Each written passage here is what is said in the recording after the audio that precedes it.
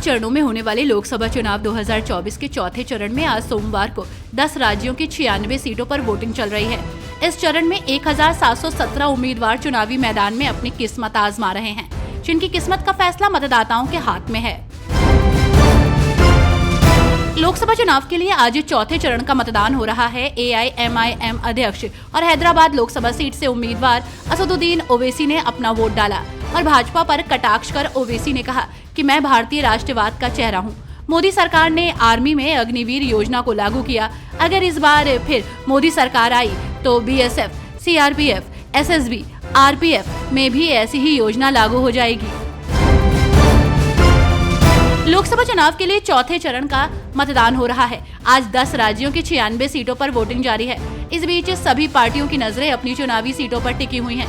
ऐसे में समाजवादी पार्टी ने कन्नौज लोकसभा सीट के तिरवा में बूथ संख्या 475, 476, 477, 478 में फर्जी मतदान करने का आरोप लगाया है।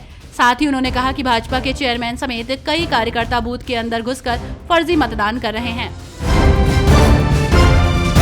लोकसभा चुनाव के लिए मतदान का महापर्व चल रहा है। इस बीच भाजपा नेता और बीड लोकसभा क्षेत्र से उम्मीदवार पंकजा मुंडे ने एक बड़ा बयान देते हुए कहा कि आज बहुत खास दिन है, क्योंकि काफी लोगों का भविष्य मतपेटी में बंद होने वाला है।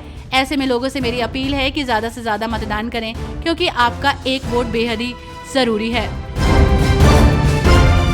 लोकसभा चुनाव के लिए हरदोई में सुबह से ही शुरू हुए मतदान को लेकर मतदाताओं की लंबी लंबी कतारें देखने को मिल रही हैं, जहां संभीत मतदाताओं में उत्साह का माहौल नजर आ रहा है।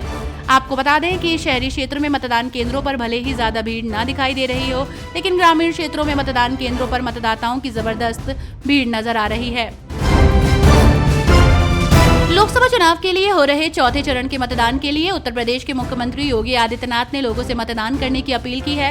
इस दौरान उन्होंने अपने सोशल मीडिया हैंडल के जरिए कहा कि सभी सम्मानित मतदाताओं से अपील है कि विरासत और विकास के लिए, देश की सुरक्षा और सम्मान के लिए, साथ ही आत्मनिर्भर और विकसित भारत की संकल्पना के लिए मतदान अवश्य करें, क्योंकि आपका एक एक वोट निर्णायक है। याद रहे, पहले मतदान फिर जलपान।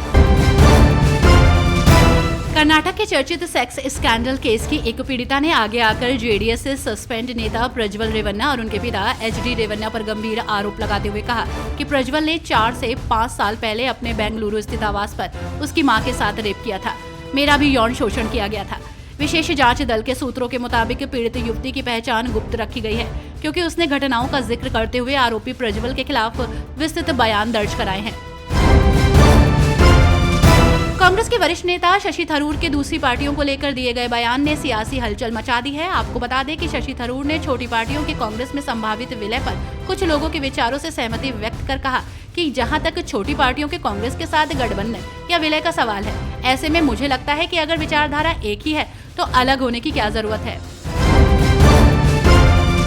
आंध्र प्रदेश कांग्रेस अध्यक्ष और कडप्पा लोकसभा सीट से उम्मीदवार YS शर्मिला ने अपना मतदान किया। इस दौरान उन्होंने कहा कि मैं अपनी जीत को लेकर पूरी तरह आश्वस्त हूं। हम सभी को याद रखना चाहिए कि कांग्रेस ने 2% वोटों के साथ शुरुआत की थी। हम पहले ही निचले स्तर पर थे, लेकिन इस बार कांग्रेस का वोट प्रतिशत और सीटें डबल डिजिट में होंगी। उत्तर प्रदेश कैबिनेट में मंत्री जितिन प्रसाद ने शाहजहांपुर में वोट किया, जहां उनका कहना है कि शाहजहांपुर के लोग आगे आकर प्रधानमंत्री मोदी के लिए वोट कर रहे हैं। मेरा विश्वास है कि वोट प्रतिशत में आगे और सुधार होगा और बीजेपी का लोग भरपूर समर्थन करेंगे।